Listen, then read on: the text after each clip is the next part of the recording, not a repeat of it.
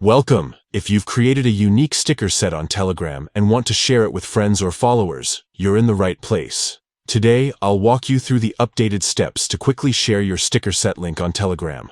First, open the Telegram app on your device. Make sure you're logged in and ready to go. Next, head into any chat. This could be a conversation with a friend, a group, or even your saved messages. At the bottom of the screen, tap the emoji icon. This is the gateway to all your stickers and emoji collections. Once the sticker panel opens, look for your sticker sets displayed along the top or bottom. Find the sticker set you want to share and tap on its photo or icon. This will open the full view of your sticker set. Now, in the sticker set view, you'll see an option to edit. Tap on Edit. This brings up more options for managing your sticker set. At the top right corner, tap on the three dots. This opens the sharing menu. Here, you'll see the Share option.